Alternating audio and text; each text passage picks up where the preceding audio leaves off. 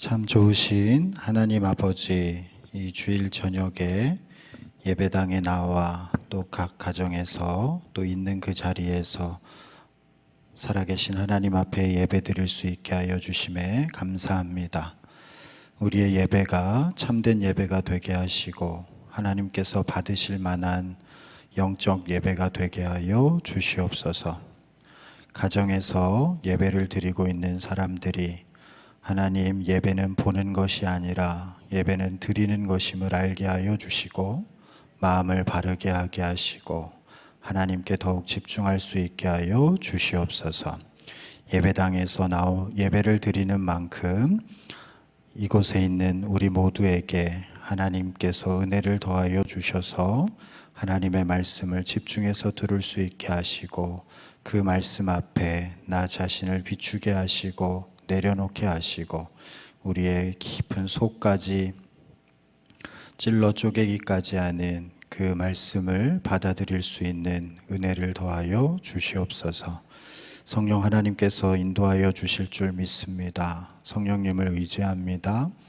무엇보다 하나님의 마음을 알게 하시고 그 하나님의 마음을 우리의 심령에 가득 채우는 시간이 되게 하옵소서. 예수님의 이름으로 기도드립니다. 아멘. 하나님은 우리 사람을 당신의 형상대로 창조하시고 보시기에 무척이나 좋아하셨습니다. 그래서 에덴이라고 하는 정원을 만드시고 영원히 함께 그와 사시려고 사람을 그곳에 두셨습니다.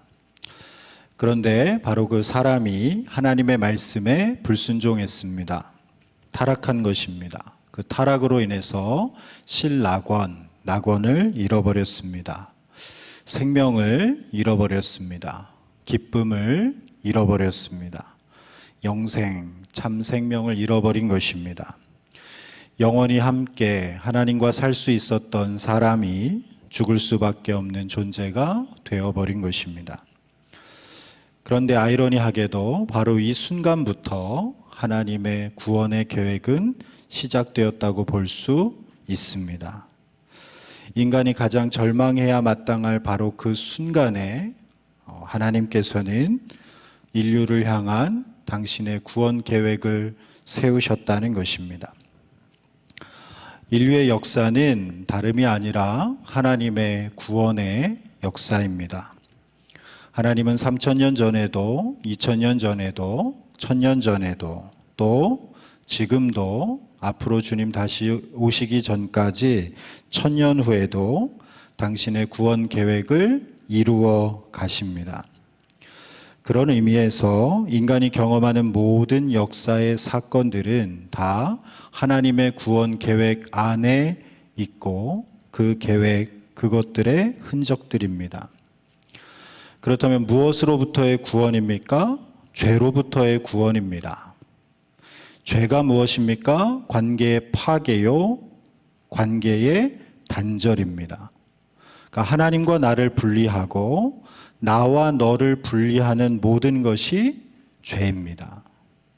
그럼 반대로 구원이란 무엇입니까? 관계의 회복입니다. 분리의 종식입니다. 하나님과 내가 하나가 되고 나와 너가 하나가 되는 것, 그것이 바로 구원입니다. 남과 북이 하나가 되고 좌와 우가 하나가 되며 빈부가 하나가 되고 귀천이 하나가 되는 것, 기성세대와 다음 세대가 하나가 되는 것, 그것이 바로 구원입니다. 이리와 어린 양이 함께 살고 표범과 어린 염소가 함께 눕고 송아지와 어린 사자가 함께 어린 아이에게 끌려다니는 것, 하나님과 사람, 사람과 사람, 사람과 이 땅이 온 우주가 온전히 하나가 되는 것, 그것이 바로 죄로부터의 구원인 것입니다. 그래서 예수님도 이렇게 말씀하셨습니다. 그날에는 내가 아버지 안에, 너희가 내 안에, 내가 너희 안에 있는 것을 너희가 알리라. 그날에는 너희가 알게 될 거야. 우리가 다 하나라는 것을. 우리가 하나라는 것을 알게 될 거야. 여러분, 우리가 하나님을 믿는다는 것은 하나님께서 우리의 유일한 주인이심을 믿는 것입니다. 축복합니다. 하나님을 우리가 주님이라고 부르잖아요. 우리가 그것을 믿잖아요. 그것은 구원 계획을 가지신 하나님께서 지금도 이 세상을 통치하시고 다스리고 계시다라고 하는 것을 믿는 것입니다. 그런데 우리들 중에는 하나님이 창조주라고 믿으면서도 하나님이 이 세상을 친히 다스리고 계시다는 것을 믿지 않는 분들이 많습니다. 아니, 입술로는 믿는다고 하는데 실제 생각하는 거나 말하는 거나 행동하는 거 뭐 이렇게 보면은 안 믿는 것 같은 사람들이 많습니다. 하나님께서 이 세상을 친히 다스리고 계시다는 것을 믿지 않는 분들이 많다는 것이죠. 이 세상은 세상의 통치자들, 곧 우리들이 다스리고 하나님은 그저 구경만 하고 계시다고 생각하는 그러한 경향도 있는 것 같습니다. 그런데 여러분, 하나님은 분명히 세상을 다스리십니다. 세상을 다스리시는 하나님께서는 세상의 통치권자들을 통해서 다스리십니다. 그래서 통치권자들이라고 해서 다 자기 마음대로 할 수 있을 것 같은데 그렇게 생각하면 오산입니다. 그들이 마음대로 해봤자 다 그것이 하나님의 허락 안에서, 하나님께서 허락하신 범위 안에서만 가능한 것입니다. 또 하나님은 교회를 통해서 이 세상을 다스리십니다. 하나님은 그 하나님을 믿는 사람들을 통해서 그들이 속한 가정과 일터와 교회를 친히 통치하신다는 것입니다. 이렇게 말씀드리면 이런 반문을 하시는 분들도 있을 것입니다. 만일 하나님께서 세상을 다스리신다면 왜 북한의 김일성, 김정일, 김정은 정권은 그냥 내버려 두시는가? 똑같은 민족인데 왜 한쪽은 북한에서 태어나게 하시고 한쪽은 남한에서 태어나게 하셨나? 남북한이 이렇게 불공평한가? 정의의 하나님께서, 사랑의 하나님께서 세상을 다스리신다면서 왜 사람들의 악행을 하나님은 당장 심판하지 아니하시고 가만 내버려 두시는가? 하나님이 다스리신다고 하는데 우리가 눈에 보이는 이 현실은 하나님이 다스리신다면 이렇지 않을 텐데 라고 하는 생각이 있다는 것입니다. 그래서 질문을 던지는 것이죠. 그리고 그 질문 끝에 이런 결론을 내리는 경우도 있습니다. 하나님이 다스리시는 것이 아니네. 여러분, 이러한 반문은 충분히 할 수 있다고 생각합니다. 충분히 그런 의문이 드는 것이죠. 그래서 하나님의 통치를 믿을 수 없다라고 이야기하기도 합니다. 저는 하나님께서 우리의 유일한 주인이심을 믿고 하나님께서 우리를 지금도 통치하고 계심을 믿고 인류의 모든 역사가 하나님의 구원 계획 안에 있음을 믿습니다. 무엇을 근거로? 성경을 근거로 그렇게 믿습니다. 근데 하나님께서 우리의 유일한 주인이심을 생각할 때 이 세상에 결코 우연은 없으며 모든 것이 다 하나님의 섭리 안에 있다라고 하는 믿음을 고백할 때 저 또한 이런 의문이 들었던 것이 사실입니다.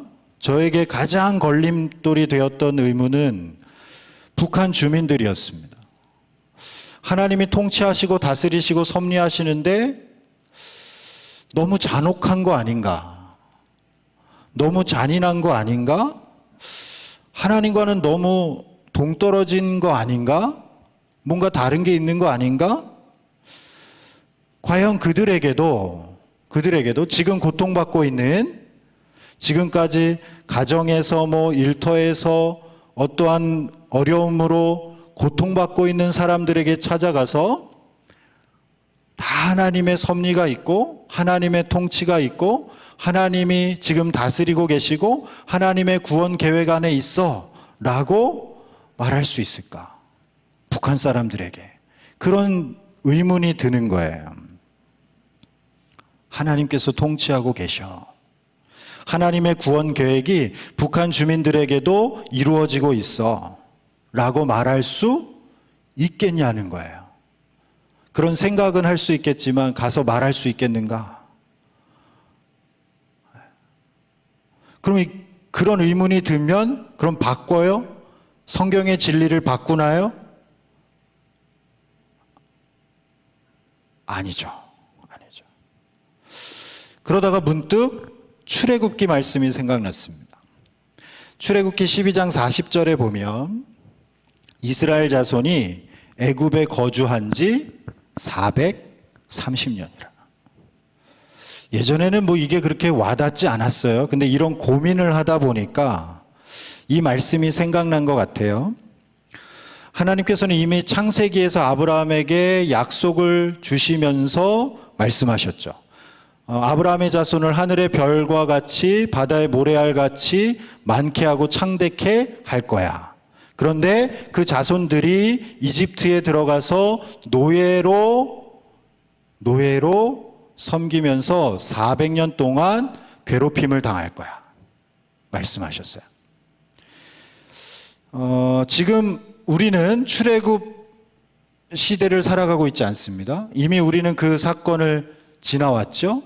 그것을 보았습니다. 그래서 우리는 모세도 알고 홍해도 알고 홍해 기적도 알고 그들이 출애굽해서 광야에서 아무것도 없는데 하늘에서 만나와 메추라기가 내려가지고 300만 명이 40년 동안 굶어 죽지도 않고 살았다는 것도 알고 반석에서 물이 강처럼 흘러나와서 목말라 죽은 사람이 없다는 것도 알고 옷도 신발도 해지지 않고 발도 부르트지 않고 상함도 없이 그렇게 낮에는 구름 기둥으로 밤에는 불 기둥으로 그렇게 하나님이 인도하셨다는 것을 그 구원을 알죠. 그래서 우리는 고백할 수 있습니다. 이스라엘 자손이 애굽에 거주했던 430년이라고 하는 그 시간도 분명히 하나님의 구원 계획 안에 있었다고 지금 있는 우리들은 말할 수 있는 것이죠. 하지만 여러분, 그때 당시 사람들은 어떻게 생각했을까요? 우리가 만일 그들과 동시대에 살고 있었던 사람들이었다면 그들에게 똑같이 지금처럼 하나님의 구원 계획을 말해줄 수 있고 그들에게 소망을 줄 수 있었겠느냐라고 하는 거예요. 여러분, 430년입니다. 430년이면 몇 세대나 될까요? 한 세대를 30년이라고 치면 한 14대 정도 될 거예요. 14대 정도. 이집트 파라오가 요셉을 기억하던 한 3, 4대 정도까지는 그렇다고 쳐도 적어도 10세대는 노예로 괴롭힘을 당하면서 살았다는 겁니다. 그러니까 300년 이상을 노예로 괴롭힘을 당하며 살았다는 거예요. 그런데도 하나님이 주인이시라고요? 하나님의 구원 계획을 가지고 계시고 하나님께서 이스라엘을 통치하고 계시다고요? 기가 찰 수 있습니다. 요셉의 영향력 아래에서 형통함을 누렸던 그 끝자락에 있는 아버지는 하나님을 믿을 수 있겠습니다. 하나님이 다스리고 계시고 하나님의 구원 계획이 지금도 이루어가고 있다라고 자신 있게 말할 수 있겠어요. 그런데 그 아버지의 아들, 그 아들의 아들, 그 아들의 아들, 아들의 아들의 아들은 태어나면서, 이 사람들 모두는 태어나면서 이집트의 노예로 태어나서 노예로 살다가 죽을 때도 이집트의 노예로 죽었습니다. 그런데도 하나님께 소망을 두라고요? 모든 것이 하나님의 구원 계획 안에 있다고요? 하나님께서 지금도 이 세상을 통치하고 계시고 다스리고 계시다고요? 예. 성경은 그렇다는 겁니다. 축복합니다. 축복합니다. 여러분, 올해는 6.25 전쟁 70주년이죠. 맞나요? 네, 70주년. 남한과 북한에는 아직도 전쟁을 치르고 휴전할 때 헤어졌던 이산가족들이 아직 살아계십니다. 그래서 우리가 볼 때에는 그 이산가족들이 다 돌아가시기 전에 통일이 되고 복음이 들어가고 그들도 모두 구원을 받고 하루빨리 김일성, 김정일, 김정은 정권이 무너지는 것이 우리가 볼 때는 옳다고 하겠죠. 그때까지 좀 제발 이루어달라고 막 기도할 수도 있겠죠. 만일 하나님이 살아계시다면, 하나님께서 주관하신다면 그렇게 해야 되는 게 맞는 거 아니냐고 어쩌면 원망할 수도 있고 그럴 수 있겠어요. 근데 하지만 그거는 우리 생각이라는 겁니다. 우리의 착각이라는 겁니다. 하나님이 이스라엘 백성들에게 출애굽이라고 하는 구원을 주시기 위해서 430년을 참고 기다리셨습니다. 그 430년 동안에 애굽에 살던 사람들은 출애굽을 보지도 못하고 노예로 살다가 노예로 죽었습니다. 태어나니까 노예예요. 그러니까 노예로 계속 사는 거예요.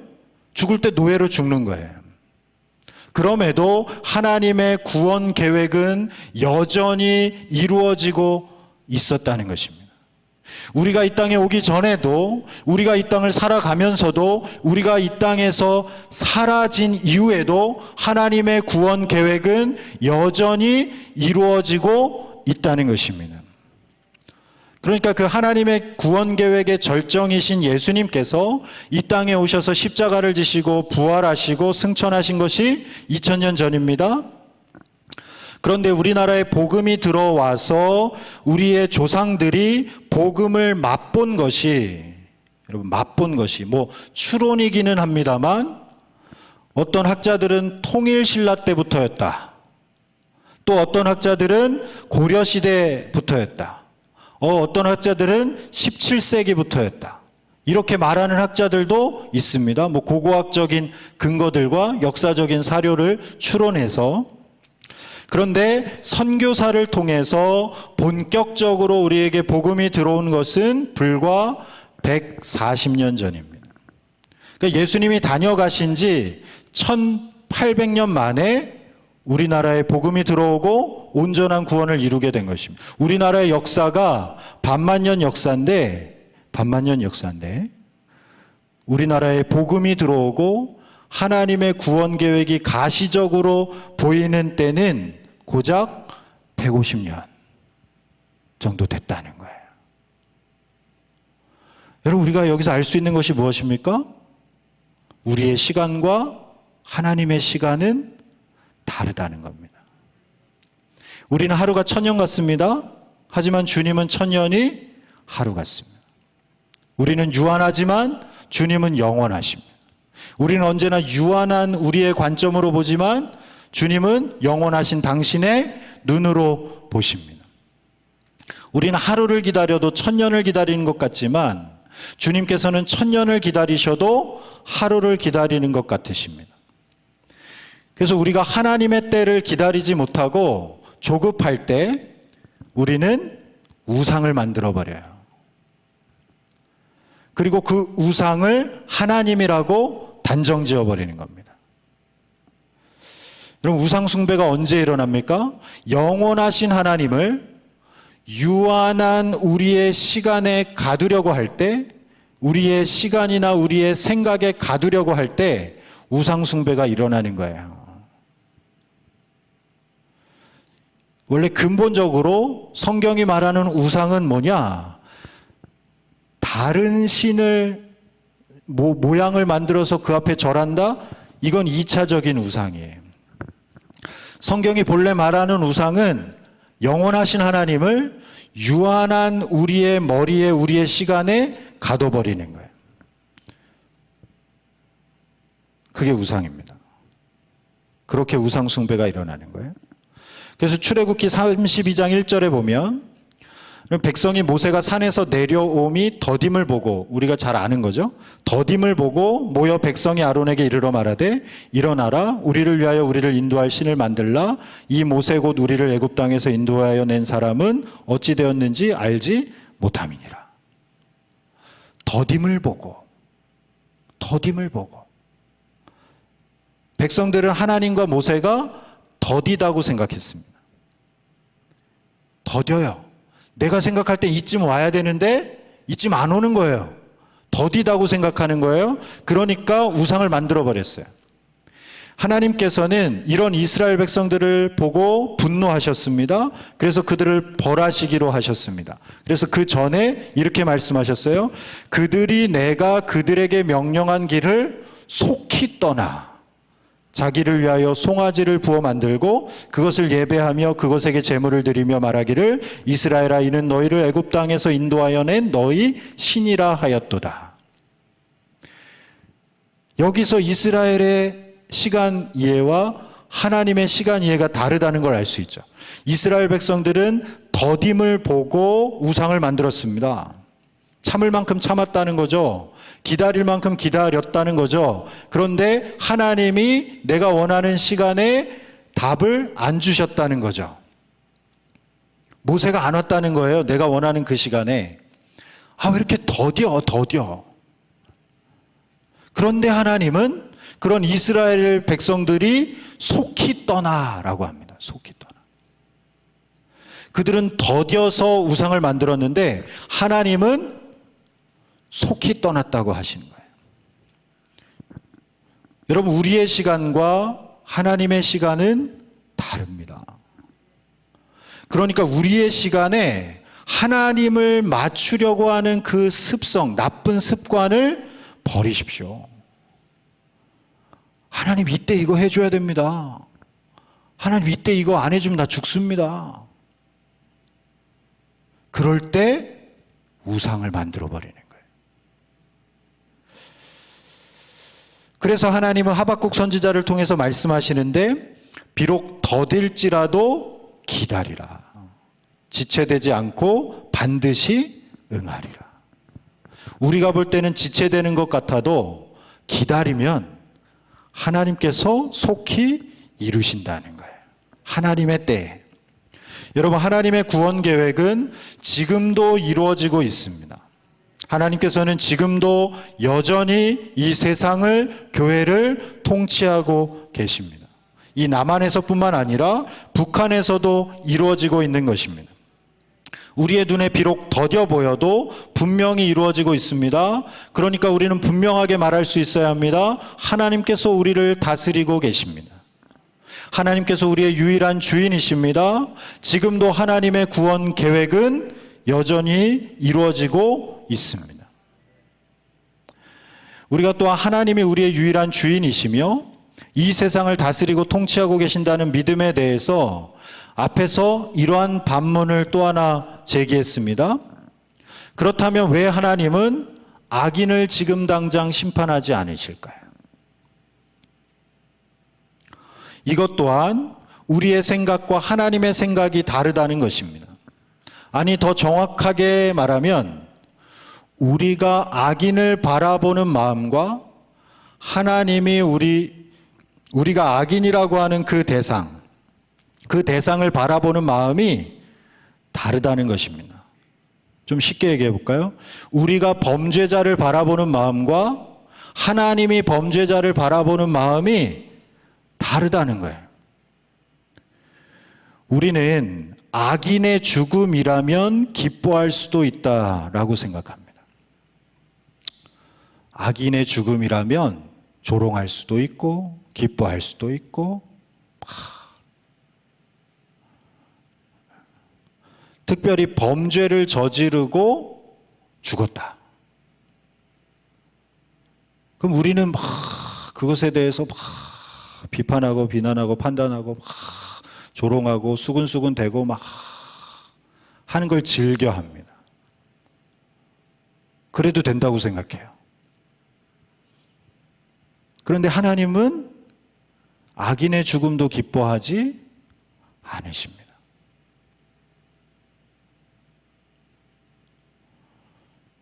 오늘날 우리 세대를 보십시오. 나와 성향이 맞지 않는 사람, 내 반대 진영에 있는 사람이 뭐 잘못하고 죽었다. 그러면 뭐 난리가 나는.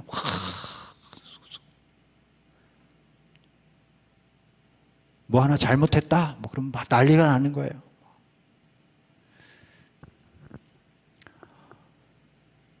여러분, 우리는 악인을 우리의 남이라고 생각하지만 하나님은 악인도 우리의 형제요 자매라고 생각하시고 당신의 형상을 담은 피조물이라고 생각하십니다. 우리는 악인은 혐오해도 된다고 생각해요. 그리고 그러한 악인을 우리로부터 분리시키는 것을 거룩함이라고 생각해요. 그런데 하나님은 그렇게 생각하지 않으신다는 거예요. 여러분, 자녀들은 하나님의 선물입니다. 축복합니다. 자녀들은 하나님의 선물이에요. 그러니까 자녀를 낳으셔야 돼. 여기는 거의 이제 축복합니다. 네. 그러니까 우리의 젊은이들이 결혼도 해야 되고 자녀를 낳으셔야 돼. 축복합니다. 네. 여러분 그렇게 말씀하실 수 있어야 돼요. 자녀들은 하나님의 선물입니다. 네 마음대로 해. 그러지 마세요. 전 결혼도 안 하고요. 애도 안 낳을 거예요. 그래, 난 널 존중해. 그러지 마세요. 그 복을 뺏는 거예요. 복을 뺏는 거예요. 자녀들은 하나님의 선물이에요. 왜? 자녀들과의 관계를 통해서 자녀들을 보면서 하나님의 마음을 더 잘 알 수 있기 때문이에요. 축복합니다. 축복합니다. 내가 자녀를 양육하면서 살아계신 하나님의 마음, 하나님의 성품, 하나님의 그 마음을 실제적으로 알 수 있기 때문에 자녀는 하나님의 선물이라는 거예요. 특별히 자녀가 하나인 부모가 알지 못하는 하나님의 마음을 자녀가 하나인 사람도 하나님의 마음을 알 수 있어요. 어떤 마음? 독생자를 아끼지 아니하셨다. 이 마음을 알 수 있잖아요. 그냥 알 수 있잖아요. 근데 하나님의 마음을 그 하나인 사람보다 자녀가 여럿인 사람은 하나님의 마음을 더 잘 알 수 있습니다. 그러니까 할 수만 있으면, 하나님께서 허락만 하시면 많이 낳는 것이 복입니다. 축복합니다. 축복합니다. 네. 여러분이 안 낳을 거라고 그렇게 아멘을 하지 마시고, 여러분 자녀들 소망을 가지시고, 축복합니다. 네. 많이 낳는 게 복이에요. 왜냐하면 그것을 보면서 하나님을 알 수 있거든요. 하나님을 더 잘 알 수 있어요. 진리를 더 깨달을 수 있어요. 저에게 자녀가 셋입니다. 셋이에요. 저는 그들을 명현동제라고 부릅니다. 명현동제 가자 뭐 이렇게 불러요. 명제는 9살이고 연제는 6살이고 동제는 3살이고. 이제 제법 자기들끼리 이렇게 잘 놀아요. 근데 잘 놀다가 뭐 시끄럽기도 하고 다투기도 하고 뭐 울고 짜기도 하고 막 이러는데, 며칠 전에 동제가 어떤 블럭을 만들어서 이렇게 가지고 놀고 있었어요. 근데 연제가 그것을 확 뺏었어요. 그러니까 동제가 와 우는 거예요. 울면서 누구를 찾아가요? 엄마를 찾아가요. 엄마를. 저를 지나서 엄마를 찾아가요. 엄마를. 그 연제는 뭐 이러고 있고, 동제는 가서 엄마한테 막 하소연하고 있고, 근데 엄마가 그 모습을 다 봤어요. 다 봤는데 연제를 혼내지 않습니다. 그 딱 마음에 그런 게 있는 거죠. 니들끼리 해결해. 뭐 이런 게 있는 거예요. 저희가 그 상황에서 섣불리 끼어들었다. 그럼 뭔가 안 좋은 습관이 생길 것 같고 막 이래요. 거리를 두는 겁니다. 내버려 두는 겁니다. 개입을 안 하는 겁니다. 개입을 안 하니까 조금 있다가 연재가 이제 뭐 뻘쭘했는지 어쨌는지 생각을 했는지 자기가 뺏었던 그 블럭을 동지한테 가서 갖다 줍니다. 그리고 같이 다시 와가지고 사이좋게 또 놀아요. 제가 연재한테 물어보진 않았지만 아마 이랬을 것 같은 거예요. 내가 얘 것을 뺏어서 내 소유가 더 많아지긴 했고 내가 원하는 걸 가졌지만 얘랑 같이 노는 건 사라져버렸네? 심심해졌네? 관계는 깨졌네?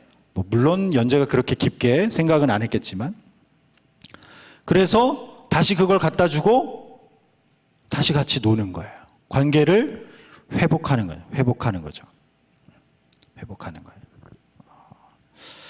그 순간에 동제가 자기 것을 빼앗아가는 연재를 바라보는 그 순간에 동제에게 있어서 연재는 원수죠. 저거 원수 같은 악인입니다. 심판받아 마땅하고요. 징계받아 마땅합니다. 그 순간에. 그런데 그것을 바라보고 있는 저에게는 딸이잖아요. 얜 아들이고 얜 딸이에요. 딸이에요. 그런 걸 보면서 하나님의 마음을 생각해 보는 거예요. 여러분, 우리가 악인이라고 하는 작자들 있지 않습니까? 우리가 볼 때는 분명히 악인이지만 하나님께서 보실 때는 우리와 똑같이 구원받아야 할 죄인이고 자녀들이며 피조물들입니다. 축복합니다. 우리가 볼 때는 바로 지금 개입하셔야 맞지만 하나님은 곧바로 개입하지 않으시고 기다리시고 참고 계시는 경우가 많으십니다. 왜냐하면 하나님께서 원하시는 것은 심판이 아니라 구원이시고 관계의 단절이 아니라 관계의 회복이시기 때문에 그래요. 그래서 그들이 스스로 깨닫고 돌아오기를 기다리시는 것입니다. 여러분, 우리의 생각과 하나님의 생각은 다릅니다. 우리의 마음으로는 저거 심판받아 마땅한 악인도 하나님의 마음으로는 구원받아야 할 사람입니다. 우리가 만일 그러한 하나님의 마음을 품을 수만 있다면 원수까지도 사랑하라는 주님의 말씀에 나는 절대 순종할 수 없어요 말하는 것이 아니라 우리가 그런 하나님의 마음을 품을 수 있다면, 아버지의 마음을 품을 수 있다면 악인을 바라보는 하나님의 그 마음을 우리도 가질 수만 있다면 원수까지도 사랑하는 그 주님의 말씀에 순종할 수도 있을 것입니다. 우리가 원수라고 여겼던 그 사람이 사실은 원수가 아니라 형제요 자매이기 때문입니다. 우리가 남이라고 생각했던 그 사람이 실은 나와 똑같은 사람이기 때문입니다.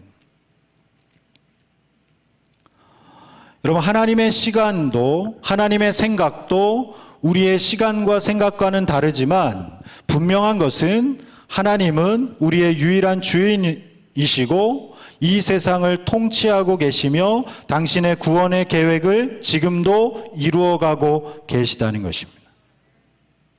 그럼 무엇을 위해서 통치하고 계십니까? 구원 계획을 이루기 위해서 통치하고 계시다는 거예요. 하나님께서는 당신의 택한 사람들을 통해서 당신의 구원 계획을 이루어가고 계십니다. 그것을 위해서 아까 말씀드린 세상과 교회를 다스리시는 것입니다. 그럼 그 구원이 뭐라고 했습니까? 하나가 되는 것이라고 그랬습니다. 관계 회복이라고 그랬습니다. 그런데 무작정 하나가 될 수 없습니다. 하나가 되려면 기준이 필요하고 중보자가 필요합니다. 서로 다른 존재가 함께하려면, 다른 사람이 함께하려면 공통 관심사가 필요하듯이 하나님과 사람과 사람이 하나가 되려면 중보자가 필요한 것입니다. 그 중보자가 바로 예수님이십니다. 하나님은 한 분이시요 또 하나님과 사람 사이의 중보자도 한 분이시니 곧 사람이신 그리스도 예수라. 그러니까 하나님과 사람 사이, 사람과 사람 사이, 사람과 온 우주 사이를 연결해 주실 수 있는 중보자는 오직 사람이신 그리스도 예수님 한 분이시라는 거예요. 따라서 우리는 오직 예수 그리스도 안에서만 온전한 구원을 이룰 수 있고 온전히 하나가 될 수 있습니다. 예수님만이 우리를 온전히 하나가 되게 하실 수 있다는 것입니다. 그러니까 오늘 본문이 우리에게 그것을 아주 명확하게 보여주고 있습니다. 1절 말씀입니다. 내가 보매 보좌에 앉으신 이의 오른손에 두루마리가 있으니 안팎으로 썩고 7인으로 봉하였더라. 보좌 위에 앉으신 이의 오른손에 두루마리가 있습니다. 두루마리로 된 책이 있습니다. 이 책은 앞뒤로 빽빽하게 많이 뭐가 적혀 있습니다. 그리고 그것은 7개의 봉인으로 임봉해져 있습니다. 그러니까 로마 시대에 아주 중요한 문서에는 두루마리 둘레에 띠를 두르고 그 띠에 나비나 밀랍 같은 것으로 임봉해서 그것을 개봉하지 못하게 했습니다.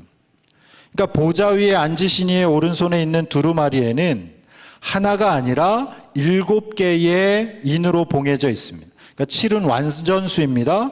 따라서 보좌 위에 앉으신 이의 오른손에 있는 이 두루마리는 완전히 중요한 문서라는 의미입니다. 옛날 영국 같은 나라에서는 왕의 중요한 문서는 수백 년이 지나더라도 적합한 자격을 가진 자가 나타나기 전에는 절대로 개봉할 수 없었다고 합니다.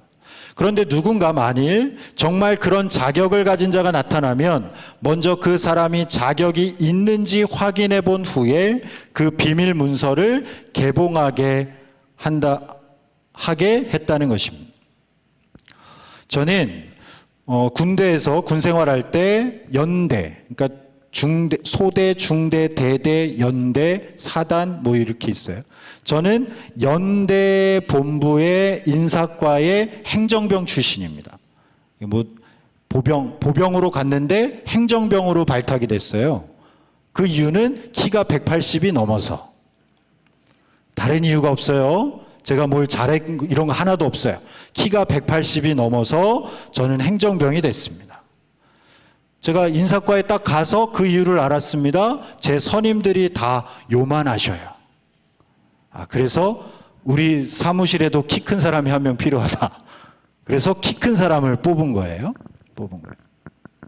근데 제가 맡은 일 중에 문서 수발이라고 하는 것이 있습니다. 문서 수발. 이거는 상급 부대에서 온 우편물이나 문서를 분류해가지고 하급 부대로 내려보내는 일이에요. 이거 하면서 참 많이 힘들었습니다. 밥도 제때 못 먹고 다 분류해가지고 대대 쫙 돌고 밥을 먹어야 되니까. 근데 제일 고통스러웠던 데가 언제냐면 발렌타인스데이. 왜냐하면 그렇게 고무신들이 소포를 보내줘요. 초콜릿을 보내줘요. 그러면은 사무실이 하나, 둘, 셋, 넷 이렇게 공간이 4개가 있으면 그 소포로 그 사무실이 가득한 거예요. 여긴 1대대, 여긴 2대대, 여긴 3대대. 근데 왜 가슴이 아프냐? 그 중에 제게 하나도 없어요. 그래서 가슴이 아픈 거예요. 근데 그걸 날라주고 있어야 되는 거예요. 우편물. 근데 또 좋았던 건 뭐냐면 그런 소포들도 오지만 위문 편지도 옵니다. 그래서 위문 편지를 다 걸를 수가 있어요. 좋아 보이는 위문 편지들을 다 걸러서 우리 인사장교님한테 드리면, 인사과장님한테 드리면 좋아합니다. 네, 그런 거 있어요. 그런데 일반 우편물뿐만이 아니라 상급 부대에서 오는 우편물 중에는 비문이라는 게 있습니다. 비문이라는 게 있어요. 그리고 이 비문에는 등급이 있습니다. 뭐 대회비도 있고 2급, 3급, 2급, 뭐 1급. 저는 뭐 1급까지는 아니고. 그래서 이 비문을 취급하려면은 아무나 비문을 취급하는 게 아니라 반드시 비문을 취급할 수 있는 증이 있어야 됩니다. 그걸 비취인가증이라고 하는데 그 비문을 취급할 수 있는 증이 있어야 돼요. 그래서 장교분들 같은 경우, 간부분들 같은 경우는 이런 증이 있는 분들이 있죠. 그래서 그 증이 없는 사람이 이 비문을 취급한다. 그러면 그 사람은 반드시 징계를 받게 되어 있어요. 자격이 있는 사람만 이 비문을 열람할 수 있는 거예요. 그러니까 말단 병사도 이러한 증이 있는데, 여러분 대통령은 어떻겠어요? 대통령도 이러한 열람할 수 있는 권한이 있죠. 우리나라에는 아마 저는 잘 모르겠지만 대통령만이 열람하실 수 있는 그 문서가 분명히 있을 거예요. 대통령에서 대통령으로 전해지는. 그래서 이해가 되는 게 뭐냐면 대통령의 자리에 오르기 전에는 A라고 주장했던 사람이 막상 대통령의 자리에 올라가면 B라고 주장들 하시잖아요. 그 왜 그러느냐? 대통령의 자리에 올라가기 전에는 보지 못했던 것을 그 자리에 올라가니까 보는 게 있는 거예요.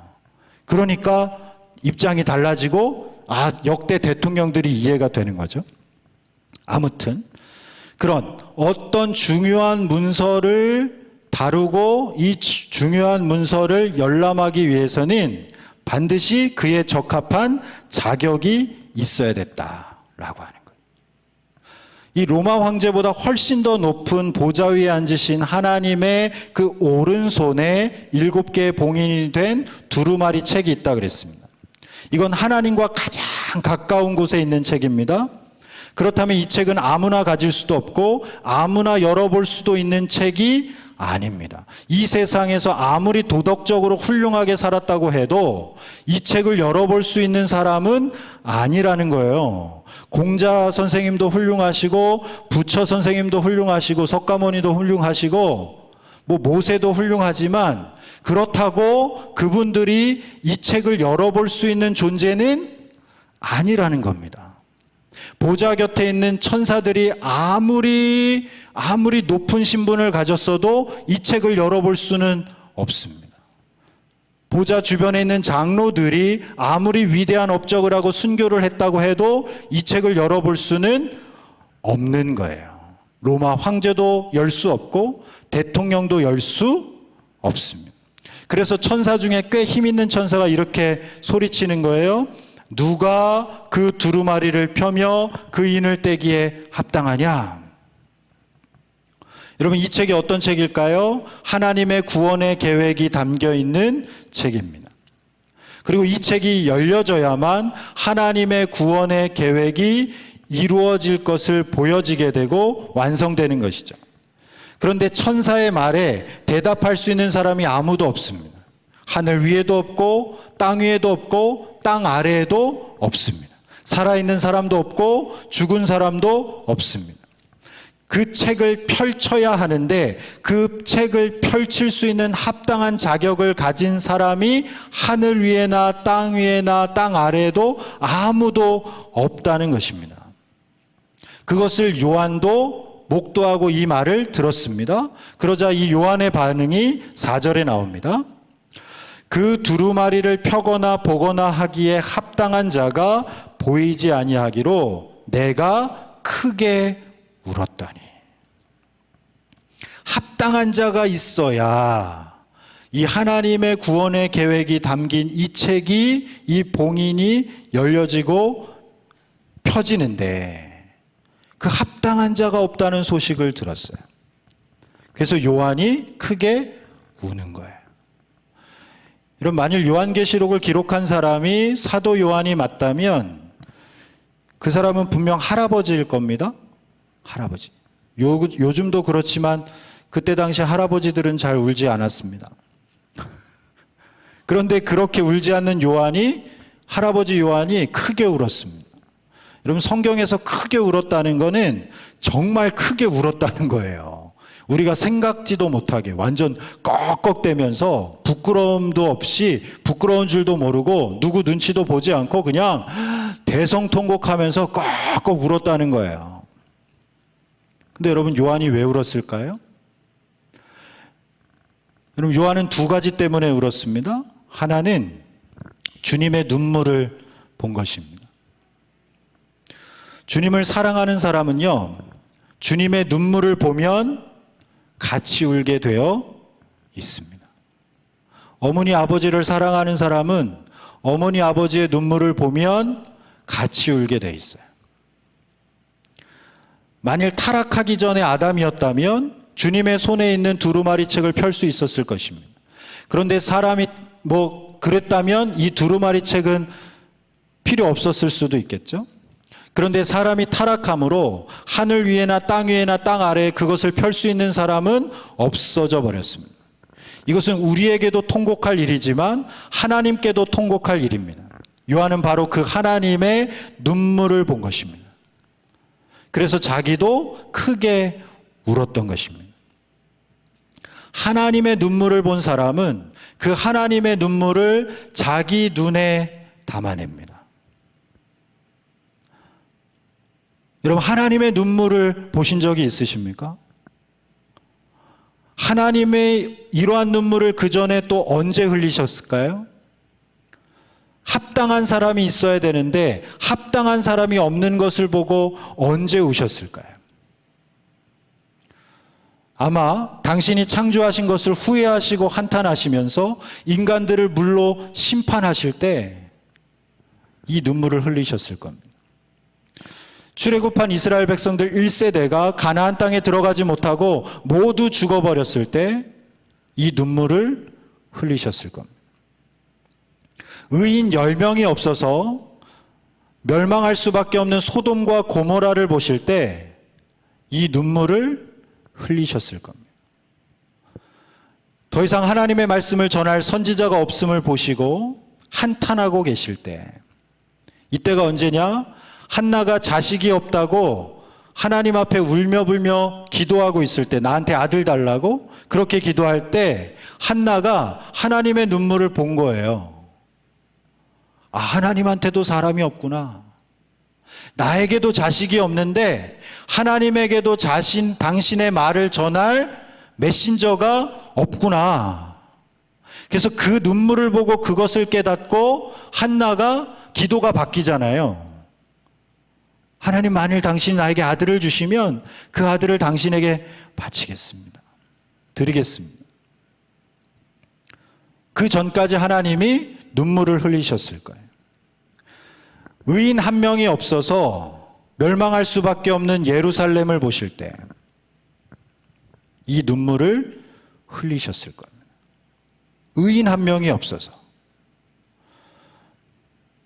하나님 앞에 영과 진리로 참되게 예배하는 사람이 없어서 찾으셔야만 할 때 하나님이 이런 눈물을 흘리셨을 겁니다. 누가 우리를 위하여 갈고? 그러시면서 이 눈물을 흘리셨을 겁니다. 여러분, 우리는 때로 오해합니다. 오해해요.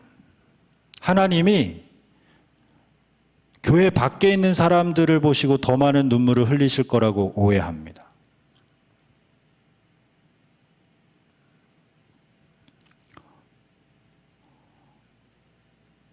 근데 하나님은요, 교회 안에 있으면서도 하나님과 상관없이 살아가는 우리들을 보시며 더 눈물을 흘리시는 거예요.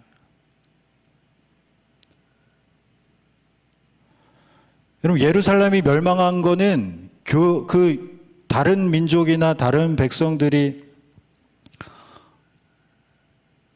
하나님을 잘 섬기지 않아서 멸망한 게 아니에요. 하나님의 자녀들, 하나님의 백성들이 하나님을 섬기지 않아서 멸망한 거예요. 여러분, 자꾸 우리는 문제가 밖에 있다고 생각합니다. 교회 밖에. 그래서 교회 밖의 문제들에 대해서는 굉장히 예민하게 반응들 하시죠. 정작 교회 안에 있는 문제들은 외면하면서 교회 밖에 있는 문제들 가지고는 막 난리입니다. 난리. 근데 교회 안에 있는 문제들 가지고는 그냥 다 그럴 수 있지, 그런 거지 하는 거예요. 여러분, 요한은 이와 유사한 하나님의 눈물을 본 겁니다. 그리고 그분의 눈물을 자기의 눈에도 흘렸던 겁니다. 또 요한이 크게 울었던 이유 다른 하나는 주님을 보지 못했기 때문입니다. 여러분, 요한은 다시 오실 주님을 기다리는 사람이었습니다. 종말을 소망하는 사람이었습니다. 주님이 다시 오시면 하나님의 구원 계획이 완성된다는 것을 알고 또 믿었습니다. 그런데 천사가 말합니다. 그 책을 펴며 그 인을 뗄 자가 없다고 말합니다. 그러니까 종말을 기다리고 구원을 소망하는 요한에게 청천벽력 같은 소리였습니다. 암 말기입니다. 당신은 이제 파산했습니다. 당신은 이번 시험에서 떨어졌습니다. 당신 사랑하는 그 사람이 죽었습니다. 이러한 말들, 이러한 그 어떤 말보다 더 충격적인 말이었습니다. 요한에게는. 여러분, 요한은 종말을 소망하는 사람이었기 때문에 그 종말이 이루어지지 않는다고 생각하니까 크게 울 수밖에 없었다는 것입니다. 그래서 요한에게는 그 어떤 말씀보다 5절이 정말 큰 위로가 되는 말씀이었습니다. 장로 중에 한 사람이 내게 말하되 울지 말라. 유대 지파의 사자 다윗의 뿌리가 이겼으니 그 두루마리와 그 7인을 떼시리라 하더라. 이 말씀이 위로가 되는 거예요. 근데 그 전까지는 우는 거예요. 크게 우는 거예요. 사랑하는 여러분, 종말을 소망하십니까? 다시 질문 드립니다. 여러분, 종말을 소망하십니까? 주님이 다시 오시는 것, 그날을 소망하고 기대하십니까? 합당한 자가 나타나서 그 인을 떼시기를 기대하십니까? 만일 우리가 지금 이 땅에서 정욕과 탐심에 사로잡혀서 우상을 숭배하고 있지 않다면 우리는 매일매일 종말을 소망했어야 하고 있고 소망하게 될 것입니다. 우리가 지금 종말을 소망하고 있지 않다는 것은 우리는 지금 우상 숭배를 하고 있을 수도 있습니다. 우리가 우상 숭배를 하고 있지 않다면 주님이 다시 오시는 날을 고대하게 될 것입니다. 마라나타 외치게 될 것입니다. 주님께서 두루마리에 붙은 인을 떼고 책을 펴는 그날을 기다린다는 것입니다. 왜냐하면 믿지 않는 사람들에게 종말이란 단순히 심판을 뜻하지만 믿는 우리들에게는 구원의 완성을 뜻하기 때문입니다.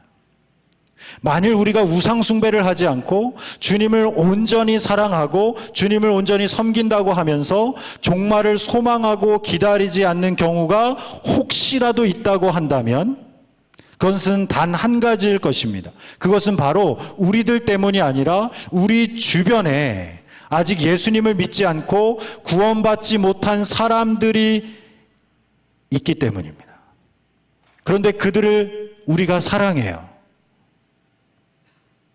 그 속에 예수님이 없는 사람이 아직 우리 주변에 있을 때 우리는 제발 조금 더 있다 오시라고 혹시라도 요구할 수도 있을 것입니다. 주님, 저는 제 개인적으로 보면 주님이 빨리 오시면 좋겠는데 저 사람을 보니까 주님 조금만 늦게 와주세요 라고 소망할 수도 있겠습니다. 왜냐하면 내가 구원받은 하나님의 자녀가 된 것처럼 저들도 그들도 그렇게 되기를, 주님 오시기 전에 그렇게 되기를 간절히 열망하기 때문입니다. 사도 요한이 크게 울었던 것은 온 인류가 구원받지 못할 수도 있다는 생각 때문이었습니다. 내 가정이 구원받지 못할 수도 있겠다. 내가 사랑하는 사람들이 구원받지 못할 수도 있겠다. 하나님의 구원 계획이 완성되지 못할 수도 있겠다고 생각하니까 요한은 하염없이 큰 소리로 울었던 것입니다. 결국 한마디로 하면 요한은 예수님이 보이지 않자 울었습니다. 예수님만 보고 달려왔는데 그 끝에 예수님이 계시지 않는다고 생각하니 울었던 것입니다. 여러분, 우리 가정에 예수님이 보이지 않는다면, 아직 예수님이 온전히 다 보이지 않는다면 울어야 하는 것입니다. 우리의 부모님, 우리의 자녀들, 우리의 직장 동료, 우리 교회 교인들 속에 예수님이 아직 보이지 않는다고 하면 울어야 하는 것입니다. 우리 북한에 예수님이 보이지 않고 온 열방에 이 세계에 살아가는 사람들 속에 예수님이 보이지 않는다고 하면 울어야 하는 것입니다. 우리가 겉으로 볼 때는 교인인 것 같아도 우리 속에 예수님이 보이지 않는다고 하면 울어야 한다는 것입니다. 여러분, 우리가 예수님을 처음 믿었을 때, 즉 우리가 어린아이와 같았을 때에는 예수님이 보이지 않는 사람들을 보고 참 많이 울었습니다. 그래서 그들을 위해서 주님께 저절로 중보의 기도를 드렸습니다. 나를 구원해 주신 주님, 저들도 구원해 주십시오. 나를 살려주신 주님, 저들도 살려주십시오. 여러분, 아까 말씀드린 저희 집 3살짜리 동재는요, 잘 놀다가도 엄마가 보이지 않으면 엄마를 찾습니다. 근데 찾아도 엄마가 보이지 않으면 그냥 울어 제낍니다. 그러다가 다시 엄마가 보이면 울음을 그칩니다. 여러분, 우리도 예전에 그랬다는 겁니다. 어린아이처럼 주님이 보이지 않으면 울었다는 겁니다. 그런데 이제는 너무나 늙어버렸습니다. 너무나 기술자가 되어버렸습니다. 너무나 종교인이 되어버렸습니다. 어린아이와 같은 마음이 사라져버렸습니다. 누구를 지금 말하는 게 아니라 저 자신을 보면서 말하는 것입니다. 그래서 그 속에 예수님이 없는 사람을 봐도, 구원받지 못하고 죽어가는 영혼을 봐도 전혀 울지 못하는 괴물, 좀비 같은 크리스찬이 되고 말았습니다. 예수님은 없어도 돈만 있으면 되고, 예수님은 없어도 건강만 있으면 되고, 예수님은 없어도 직장에 취직 잘하고 직장만 있으면 되고, 예수님은 없어도 잘 먹고 잘 살면 되고, 예수님은 없어도 캠핑 가면 되고, 예수님은 보이지 않는데 아무 일 없이 지내고 있으면 잘 지낸다고 스스로 속이면서 안심하면서 자위하면서 그렇게 살아가고 있습니다. 누가요? 제가요.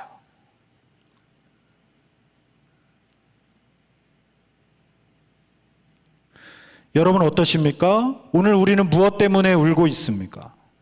우리가 우는 수준은 어느 정도입니까? 물론 그것도 아프죠. 그것도 울만한 일입니다. 여러분, 누군가 나를 알아주지 않고 무시하기 때문에 울고 있습니까? 아니면 질병 때문에, 가난 때문에, 사업이 어렵기 때문에 울고 있습니까? 원하던 일이 잘 되지 않아서 울고 있습니까? 내가 원하던 일이, 잘 나가던 일이 실패해서 울고 있습니까? 여러분, 그럴 때 눈을 드셔서 하나님을 바라보십시오.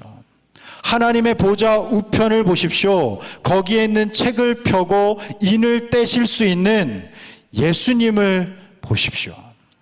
그 예수님이 여러분 안에 살아 계십니까? 여러분의 부모님 안에 살아 계십니까? 여러분의 자녀들과 친구들 안에 계십니까? 여러분이 그토록 일하는, 아니 가족들보다 훨씬 더 오랜 시간을 함께하는 그 직장 동료들 안에 예수님이 계십니까? 그것 때문에, 만일 계시지 않다면 그것 때문에 울어는 보셨습니까? 울고 계십니까? 여러분, 지금 말세의 시대입니다. 종말이 멀지 않았다는 것입니다. 그럼에도 우리는 구원에 대해서는 철저하게 무관심합니다. 그대로 두면 모두 멸망할 수밖에 없고 죽을 수밖에 없습니다. 오늘 낮에도 말씀드린 것처럼 코로나19에서 어떻게 벗어날까, 그거에는 초유의 관심을 보이면서도 우리의 구원, 인류의 구원에 대해서는 무관심하며 살아갑니다. 모든 인간은 멸망을 향해 살아가면서도 그 사실을 깨닫지 못합니다.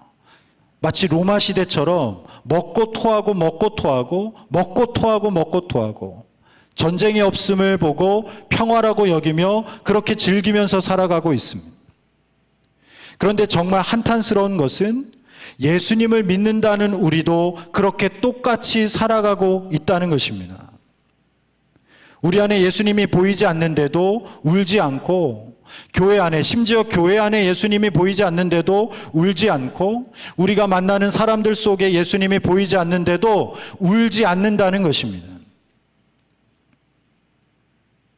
아들이 있는 자에게는 생명이 있고 하나님의 아들이 없는 자에게는 생명이 없다고 했습니다. 그렇다면 다른 것 하나 없어도 예수님이 있으면 기뻐하고, 다른 것 다 가지고 있어도 예수님이 없는 자를 보면 슬퍼하는 것입니다. 우리가 항상 기뻐할 수 있는 것은 우리 안에 예수님이 계시기 때문입니다. 우리가 범사에 감사할 수 있는 것은 우리 안에 예수님이 계시기 때문입니다. 따라서 항상 기뻐하고 항상 범사에 감사할 수 있는 사람은 다른 사람이 아니라 자기 안에 계시는 예수님을 언제 어디서나 바라보는 사람입니다. 예수님이 보이지 않으면 찾는 사람입니다.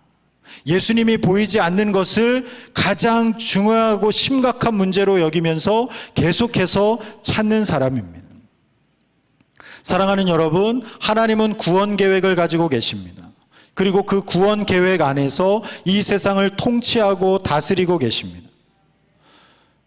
교회는 그러한 구원 계획을 자발적이고 적극적으로 이루어 드리는 사람들입니다.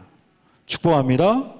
과연 누가 그분의 구원 계획에 동참하는 참된 교회가 될까요? 참된 크리스천이 될까요? 바로 죽어가는 영혼에 대한 주님의 눈물을 아는 사람이고, 주님이 보이지 않을 때 내 안에 주님이 보이지 않을 때, 다른 사람에게 주님이 보이지 않을 때 큰 소리로 우는 사람들입니다. 부디 죽어가는 영혼을 향한 주님의 눈물, 주님의 그 통곡, 그 눈물과 통곡을 회복하시고 우리의 눈에 단 조금이라도 채우실 수 있는, 다시 그 눈물을 회복하실 수 있는 저와 여러분 되시기를 주님의 이름으로 축복합니다.